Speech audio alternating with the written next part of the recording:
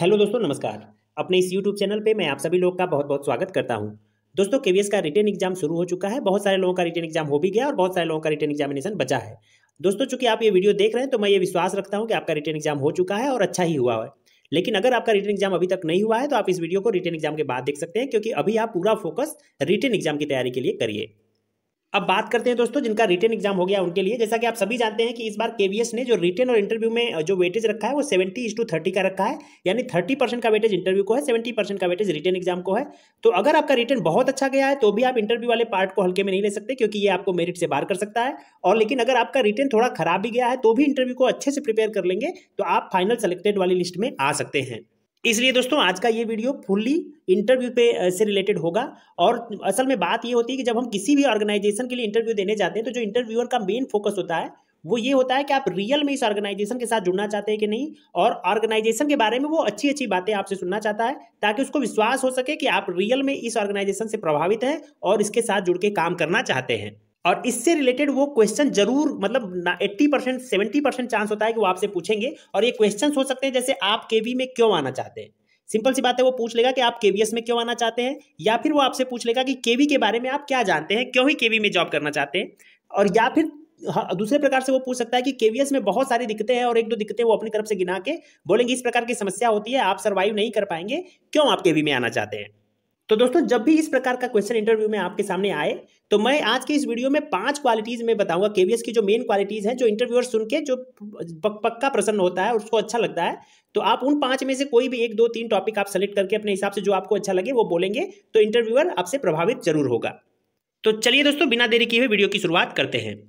तो दोस्तों, 5 खासियत में से सबसे पहली और सबसे जरूरी जो बात होती है वो ये होता है कि reputed brand in India for school education. अगर केवीएस की बात करें दोस्तों तो वो एक रेपुटेड ब्रांड है इंडिया में। चाहे केवीएस की बात कर लीजिए, चाहे नवोदय विद्यालयों की बात कर लीजिए, इनका एक अपना रेपुटेशन है। और इन संस्थाओं के साथ चाहे एज ए स्टूडेंट जुड़ना या फिर एज ए टीचर जुड़ना या किसी भी प्रकार से नॉन टीचिंग स्टाफ की तरीके से भी जुड़ना, कहीं ना कहीं एक रेपुटेशन की बात होती है और प्राउड फीलिंग प्रोड्यूस करती है। तो आप इस बात को भी कह सकते हैं कि it is proud feeling to be the part of Kendriya Vidyalaya Sangathan which is a reputed brand in Indian school education. तो इस प्रकार से कह के आप ये बात, पहली बात बता सकते हैं कि एक ब्रांड है, इसलिए हम इसके साथ जुड़ना चाहते हैं। और इसमें से जुड़ने के कारण जो रिस्पेक्ट इन सोसाइटी है वो भी बहुत ज़्यादा हमको मिलता है। तो रेपुटेड ब्रांड, और इस ब्रांड के साथ जुड़ने के बाद टीचिंग आप स्टेट गवर्नमेंट में भी कर सकते हैं, टीचिंग आप केवीएस में भी कर सकते हैं। लेकिन जैसे ही आप बताएंगे कि आप प्राइमरी टीचर केवीएस में है या टीजीटी केवीएस में है, आपकी रिस्पेक्ट सोसाइटी में अपने आप ही बहुत ज़्यादा बढ़ जाती है। तो ये एक बात है।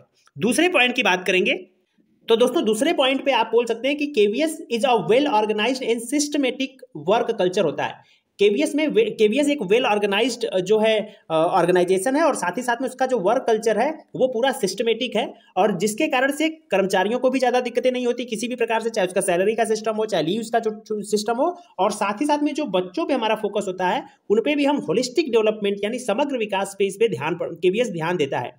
तो चाहे वो खेल कूद में हो, चाहे कल्चरल एक्टिविटी में हो, चाहे निबंध लेखन में हो, चाहे किसी भी प्रकार एजुकेशन में हो, किसी भी फील्ड में केवीएस पीछे नहीं है। हर तरीके से वो बच्चों के डेवलपमेंट में काम करता है। और साथ ही साथ में दूसरा जो कर्मचारी के कल्याण से रिलेटेड काम है वो भी वेल ऑर्गेनाइज्ड और सिस्टमेटिक तरीके से होता है। इसलिए भी आप केवीएस से प्रभावित है और उसी के साथ जुड़ना चाहते हैं।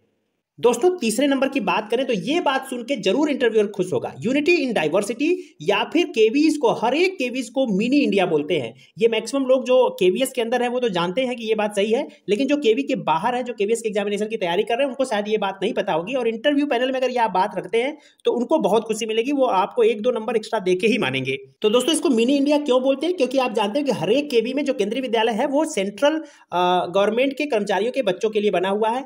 तो कहीं पे भी आप केंद्रीय विद्यालय में चले जाइए, वहां पे देश के हर एक हिस्से से जो कर्मचारी होते हैं वो आए होते हैं और उनके बच्चे पढ़ रहे होते हैं। जैसे हम यहाँ अरुणाचल प्रदेश में पढ़ा रहे हैं, लेकिन यहाँ आंध्र प्रदेश के भी बच्चे पढ़ते हैं, यहाँ दिल्ली के भी बच्चे पढ़ते हैं, यहाँ पे कश्मीर के भी बच्चे पढ़ रहे हैं, यहाँ पे पश्चिम बंगाल के भी बच्चे पढ़ रहे हैं। क्यों? क्योंकि उनके पेरेंट इन स्टेट से आके यहाँ पे जॉब कर रहे हैं, आईटीबीपी में या किसी और सेक्टर में, और उनके बच्चे हमारे केंद्रीय विद्यालय में काम कर रहे हैं।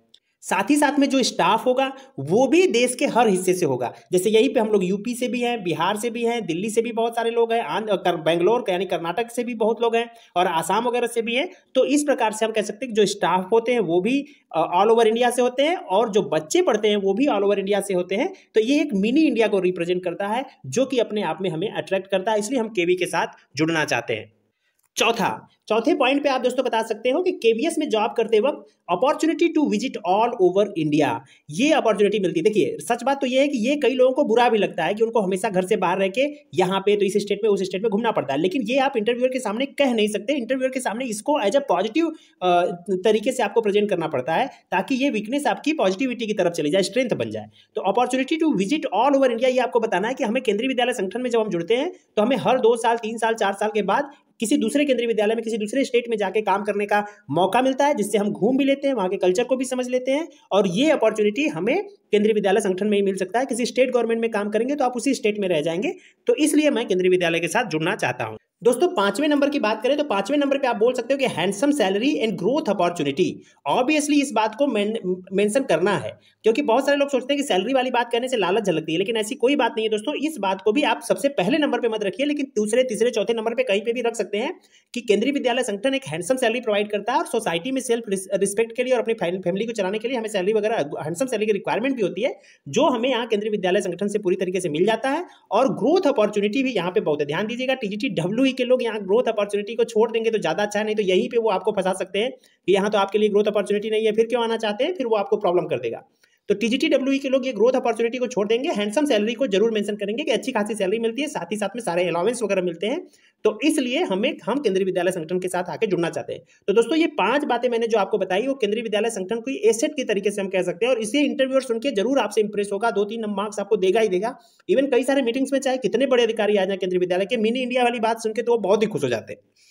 तो दोस्तों ये 5 बातें मैंने अपनी तरफ से कही, इनमें से जो भी आपको सुटेबल लगता है, क्योंकि 5 बातें इतना टाइम तो आपके पास नहीं देंगे वो कि आप इतनी ज्यादा बोल सके, लेकिन 2-3 इसमें से 2-3 पॉइंट आप इंटरव्यूअर के सामने रख सकते हैं। और साथ ही साथ में ये आप क्वेश्चन जान लीजिए कि क्वेश्चन आपसे पूछा जा सकता है कि आप केवी में क्यों आना चाहते हैं, या केवी के बारे में आप क्या जानते हैं कुछ बताइए, या केवी में इतने प्रकार की समस्याएं होती हैं आप यहाँ फिट नहीं हो पाएंगे, तो उसके काउंटर में भी आप बता सकते हैं कि नहीं सर केवी की ये बातें हमें अट्रैक्ट करती है, जिसके कारण से हम केंद्रीय विद्यालय संगठन में काम करना चाहते हैं और बहुत ही आनंद के साथ ये काम करेंगे।